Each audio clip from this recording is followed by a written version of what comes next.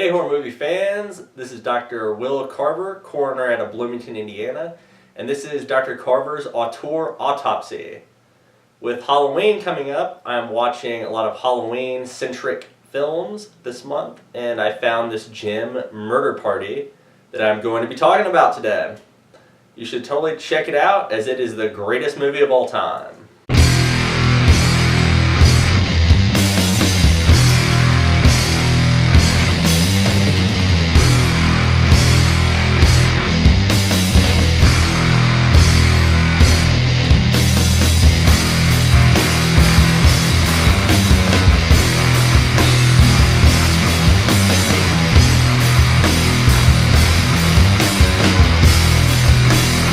When it comes to movies that boast a $0 budget, Murder Party is easily my favorite I've ever seen.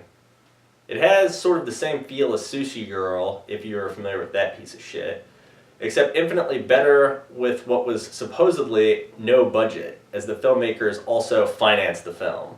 The production company, called The Lab of Madness, consists mostly of cast and crew, which are basically the same thing here, who have been making movies together since elementary school. There's a pretty cool interview with actor Macon Blair, who plays Macon, the werewolf in the movie, and director Jeremy Saulnier, whose name I might be butchering, on monsterfresh.com from when the movie came out.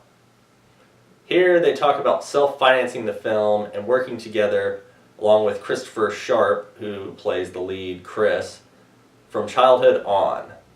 While in high school, Sandy Barnett, who plays Alexander, Paul Goldblatt, Paul, and William Lacey, Bill, would join them in these VHS movie-making adventures, with all of them studying film in one form or another after graduation. After making several short films, it came time for the group to make their first feature, which they were unable to get any funding for. So they took matters into their own hands and just started making the movie with what they had, which is awesome. And the result was this masterpiece, which turns out to be the greatest movie of all time. So let's get into the goods. The movie is well acted, especially considering it's all unknowns. The special effects are dope, kills are nice, and the gore is solid. It has an interesting take on art and artists, and grant money, which I unfortunately know how that is. It was a really fun story.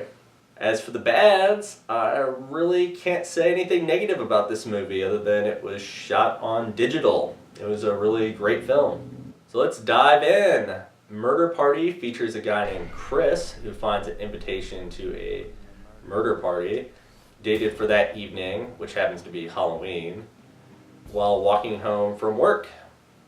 After baking up some pumpkin bread with non-organic raisins in it, he goes to the party, which is hosted by a group of artists set on killing him in hopes of getting grant money from a supposedly rich benefactor named Alexander. Things do not go as planned, however, as people die, mostly hilariously and horribly.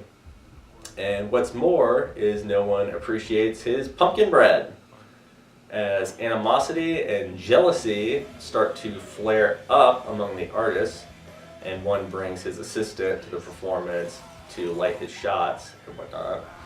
Chris sees his opportunity to use the disorder to make a break for it. Despite the lack of budget, there are some excellent kills, and the makeup is pretty groovy as well. Since they had no money to work with, the group focused all their funds on one or two effects, and they look really dope. Effects artist Paul Goldblatt, who you'll remember as Paul from the movie, and Chris Connolly, who specialized in makeup, did not disappoint. The two that really came to mind here were the guy in the werewolf mask, whose face catches on fire and it melts onto it, thanks to Goldblatt, and when the guy who gets the chainsaw to the head, which was Connolly's handiwork. That second scene is long and brutal and looks awesome. The movie is also super funny and does a good job of mixing in one-liners and some long setup chuckles. A lot of the jokes involve artist community humor and basically poke fun at how pretentious people are and artists continuing to roll with bad ideas and so forth. Also, how cutthroat and catty it can be. If you've been to grad school, you know what I'm talking about. All in all, this was a super solid movie, and you should really check it out. I will definitely be watching the rest of Saulinier's body of work and anything that he has come out in the future. Coming up for the rest of November, I'll continue this Halloween kick with Night of the Demons next week. Also be presenting Night of the Living Dead, so look forward to that. This is Dr. Carver signing off.